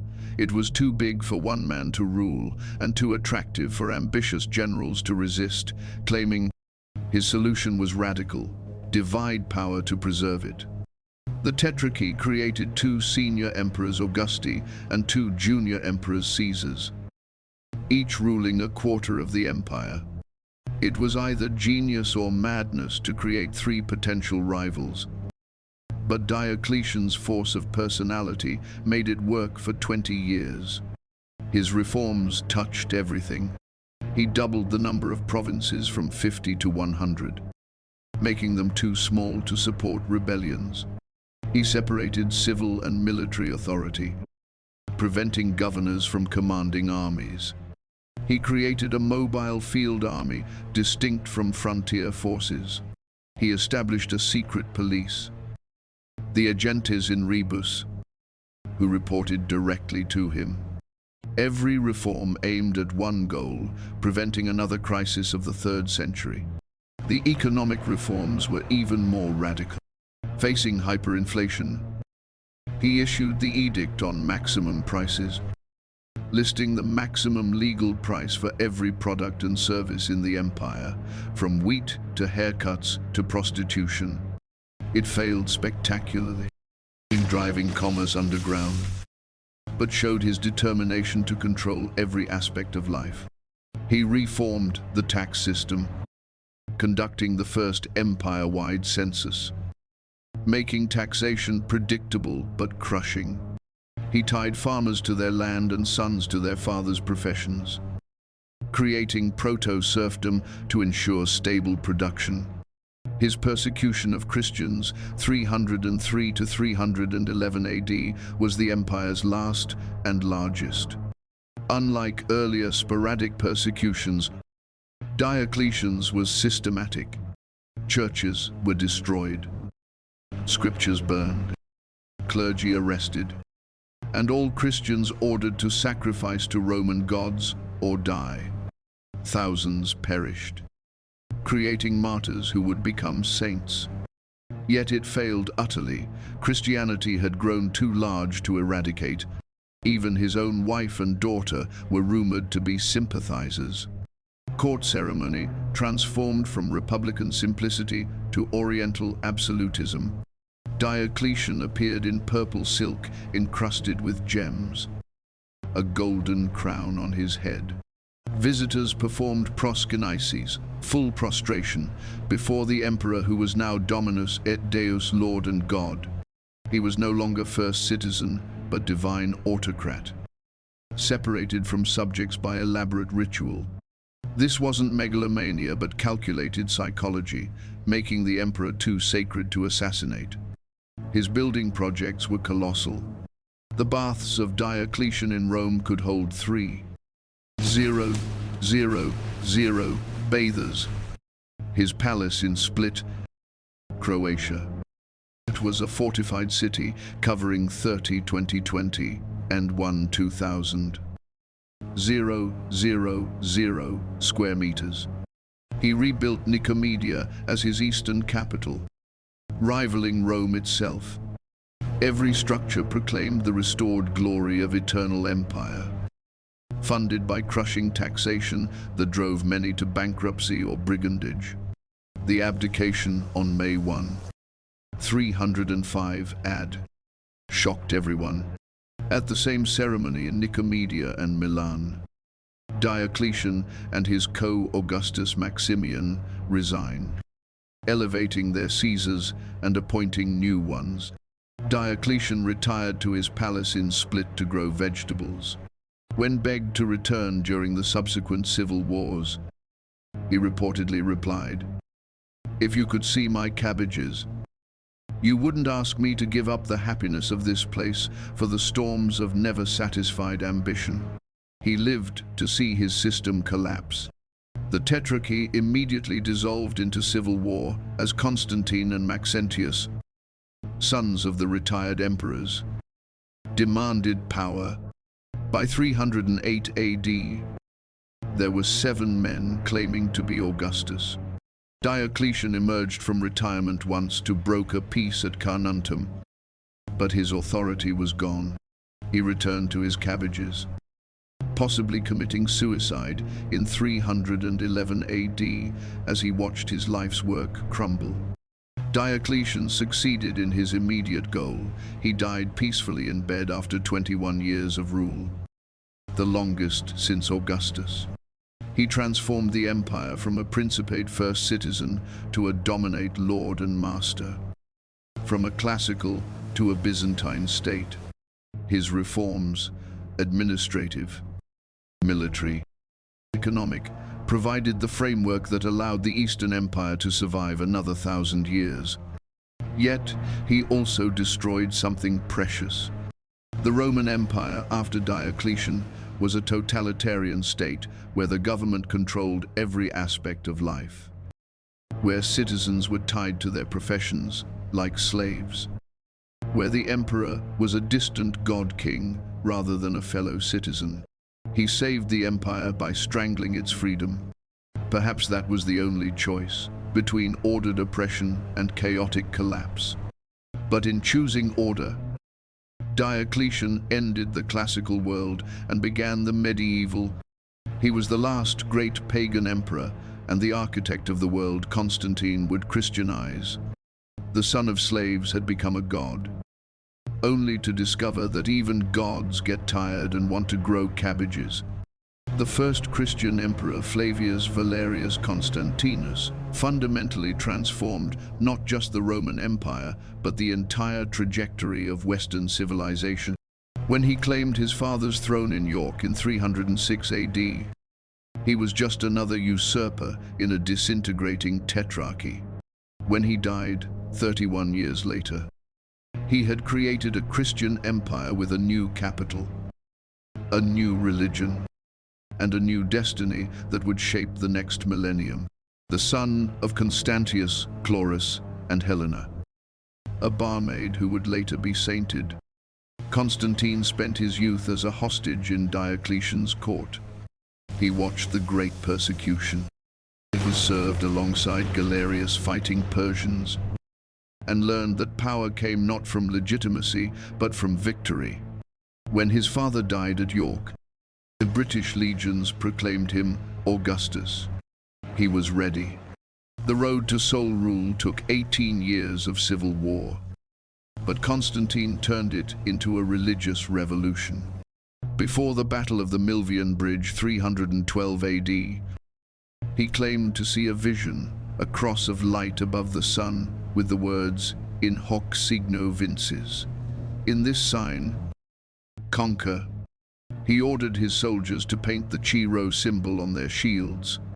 When his rival Maxentius drowned in the Tiber, Constantine entered Rome not as conqueror, but as Christian liberator. The Edict of Milan, 313 AD, didn't make Christianity the state religion that would come later, but it legalized it, ending 3 centuries of persecution. Constantine restored confiscated property, funded church construction, and granted clergy exemption from taxes. The Lateran Palace became the papal residence. Sunday became a day of rest. Crucifixion was abolished. The empire that had killed Christ's followers now protected them. Yet Constantine's Christianity was complex, possibly cynical. He delayed baptism until his deathbed, maintaining the title Pontifex Maximus, chief priest of pagan rites. He executed his own son Crispus and wife Fausta for unclear reasons, possibly adultery, possibly conspiracy. He incorporated pagan symbols into Christian architecture. His famous vision might have been political invention. Was he true believer or masterful politician using religion to unite a fractured empire? Probably both. His greatest creation was Constantinople, New Rome built on Byzantium's site. For 6 years, 324 to 330 AD, He poured the empire's wealth into construction. He stripped statues from across the empire to decorate it.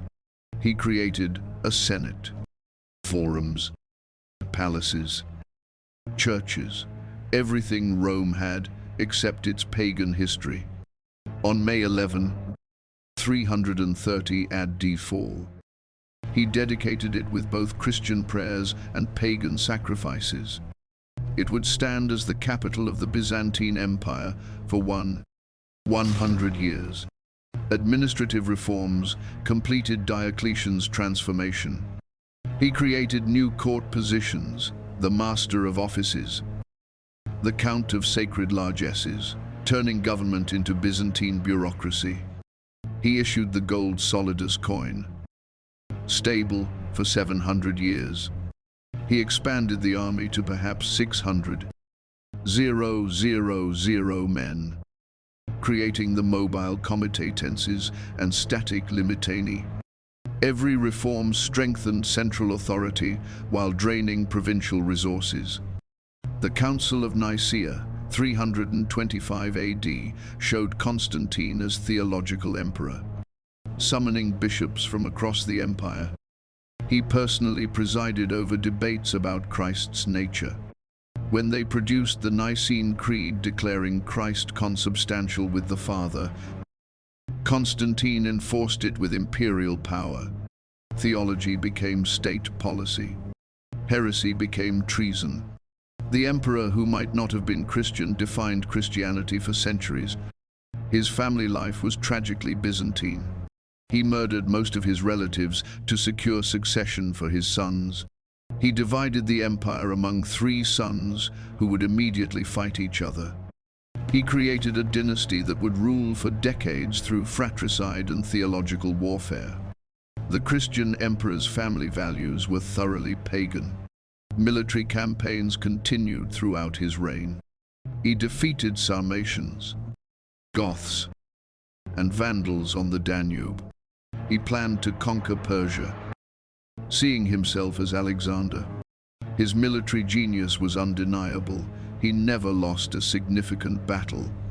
Yet his greatest conquests were spiritual and administrative, not territorial. When he died on May 22, 337 AD, preparing for his Persian campaign, he was baptized by Eusebius of Nicomedia, ironically, an Arian heretic.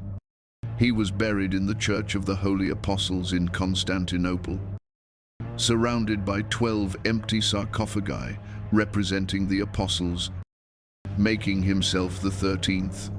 Even in death, he positioned himself as equal to Christ's disciples.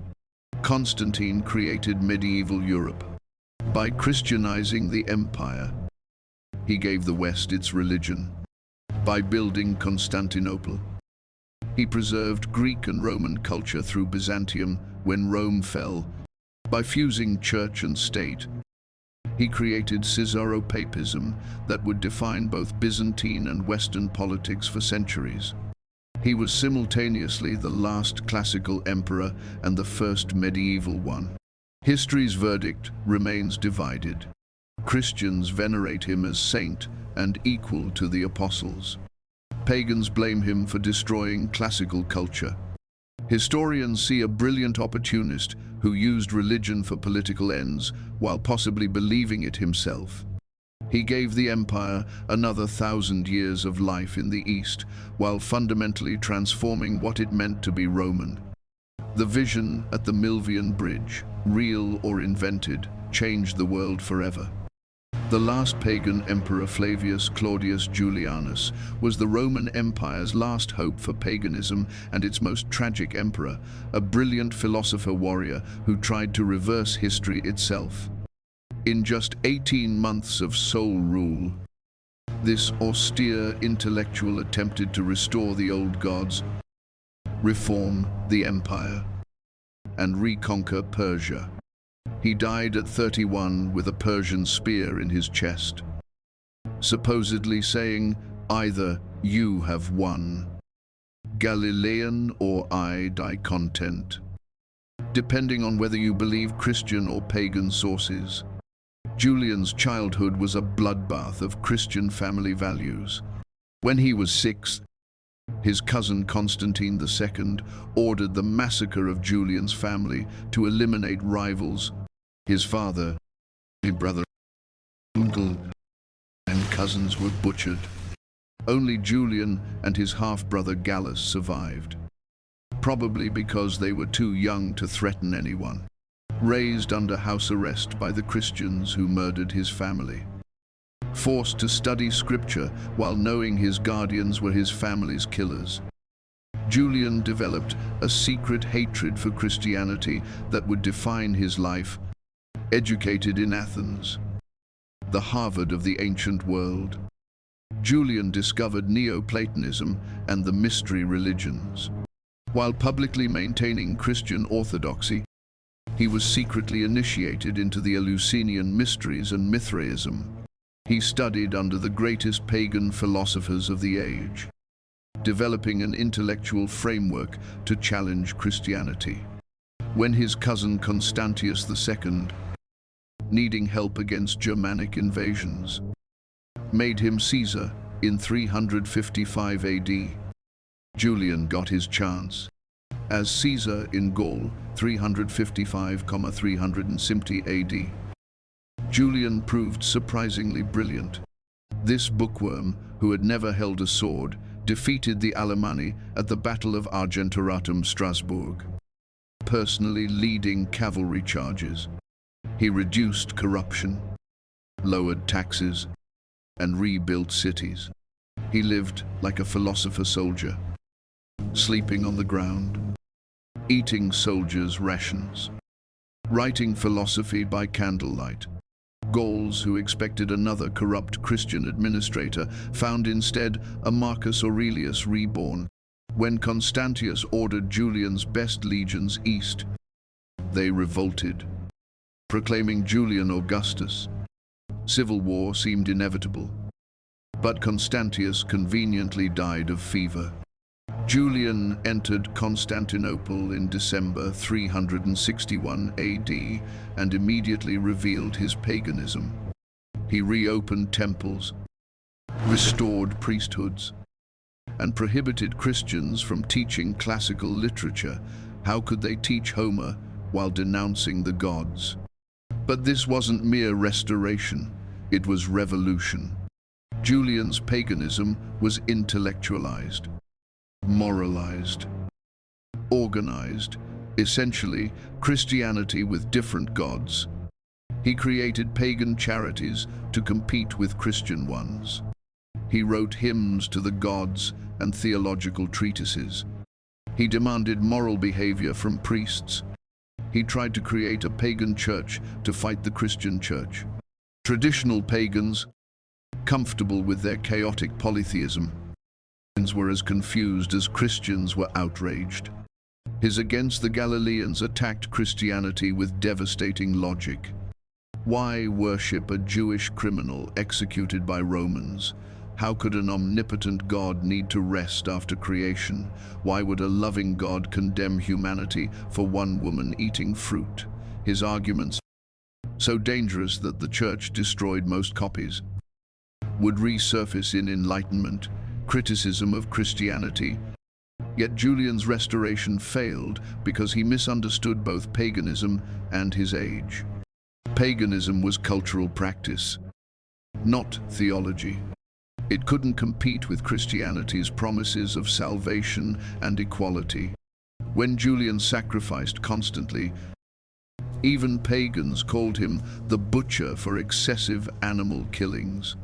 His attempt to rebuild the Jewish temple to disprove Christian prophecy ended when mysterious fires erupted from the foundations, probably marsh gas, possibly sabotage, definitely interpreted as divine intervention. His Persian campaign, 363 AD, was magnificent folly. Believing himself Alexander reborn, he invaded with 85,000 men, won every battle, reached Ctesiphon's walls. then inexplicably retreated. During a skirmish on June 26, 363 AD, he charged without armor, forgetting it in excitement, divine madness, death wish, and was speared, possibly by a Christian Arab auxiliary. He spent his last night discussing philosophy with friends, dying as he had lived, as a philosopher. Julian's 18-month reign was history's last stand for classical paganism. He was the empire's most educated emperor, fluent in Greek and Latin, author of numerous works of philosophy, satire, and theology. He combined Marcus Aurelius's philosophy with Trajan's military skill and Augustus's administrative ability, yet he failed because he was fighting time itself. Christianity had won not through imperial decree, but through popular conversion. The poor, slaves, women, Christianity offered them dignity and hope. Paganism never could. His legacy is profound contradiction. Christians called him the Apostate, pagans the Blessed. Modern historians see him as the tragic hero of a doomed cause. The last man who might have preserved classical civilization. Had he lived 20 years, could he have reversed Christianity's triumph? Probably not. But he remains history's greatest what-if, the philosopher emperor born too late, trying to restore a world already dead, dying in a Persian desert for gods who no longer listened. The last Roman Flavius, Petrus Sabatius Justinianus, ruled not from Rome but from Constantinople, spoke Greek, not Latin, yet devoted his 38-year reign to an impossible dream, restoring the Roman Empire to its former glory. He nearly succeeded, reconquering Africa, Italy, and Spain, building the Hagia Sophia, and creating the corpus juris civilis that would define Western law for a millennium. But his successes contained the seeds of ultimate failure, the last gasp of ancient empire before medieval darkness. Born a Thracian peasant, Justinian was elevated by his uncle Justin Athirst, an illiterate soldier who became emperor. Educated in Constantinople's palace, Justinian combined peasant ruthlessness with intellectual sophistication.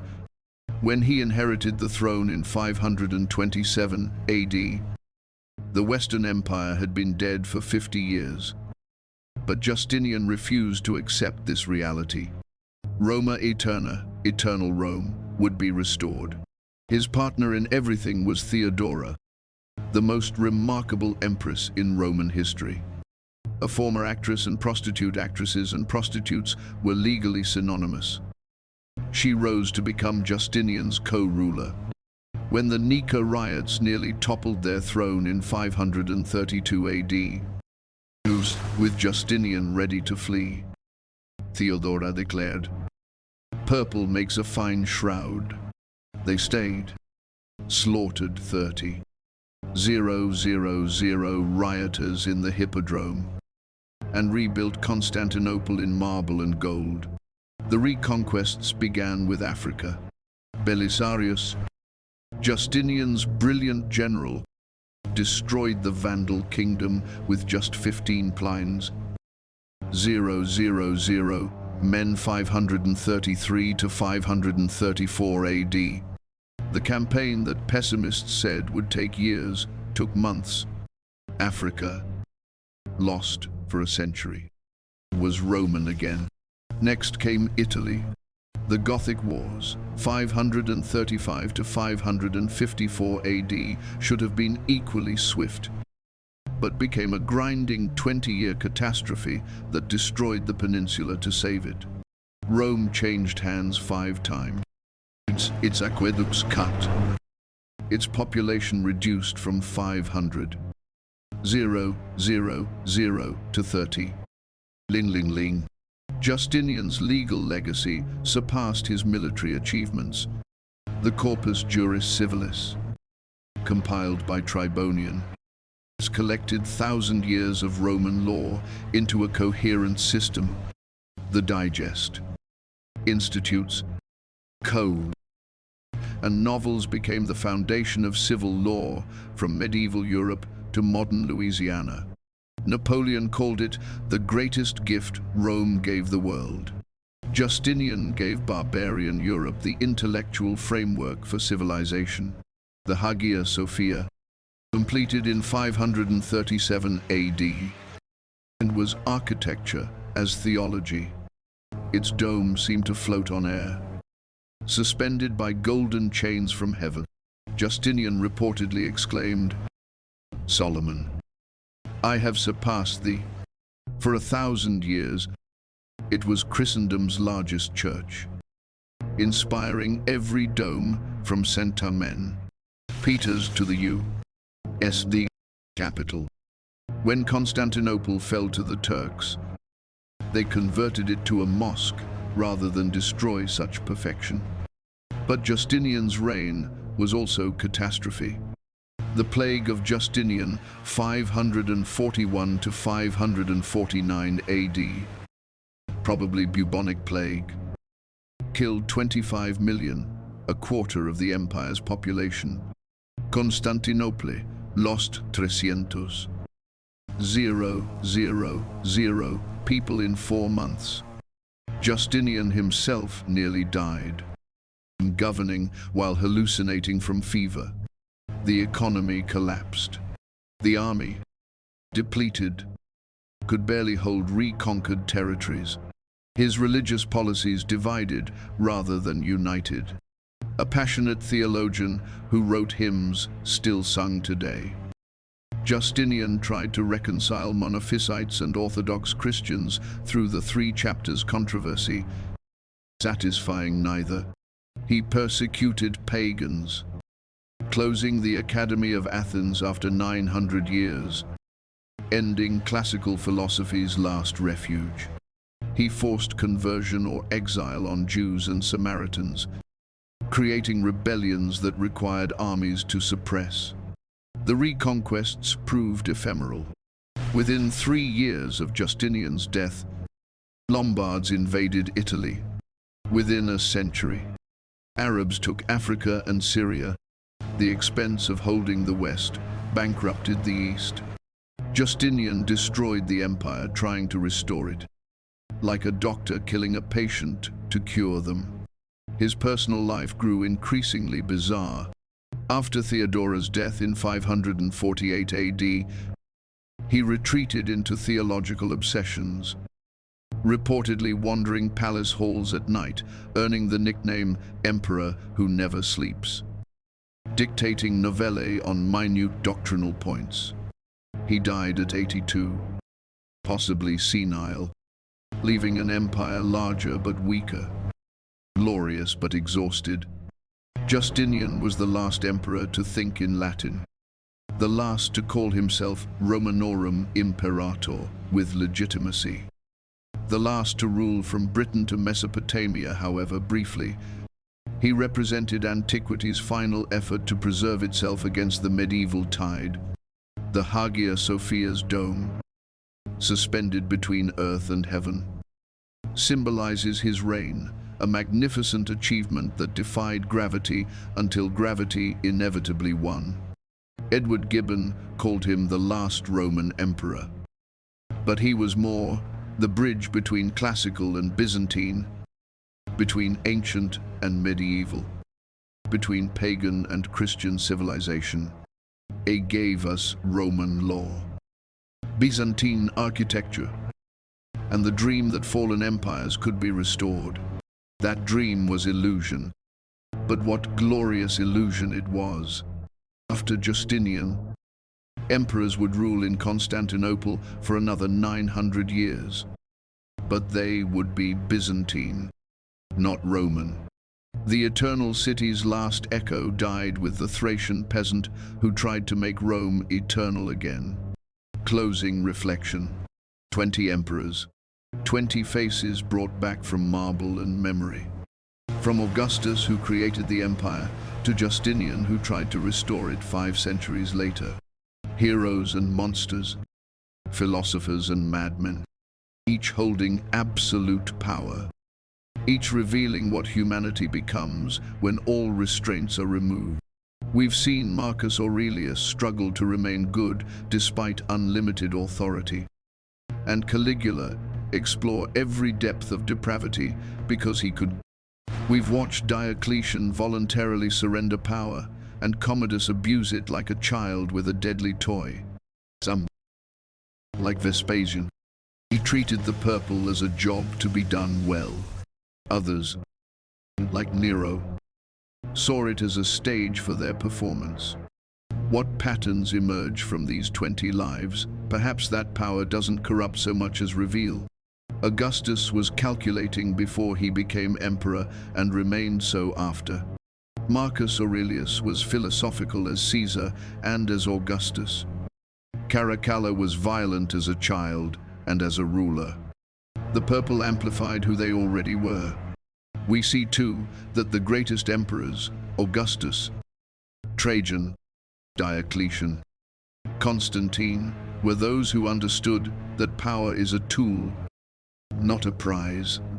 They used it to build, reform, and transform.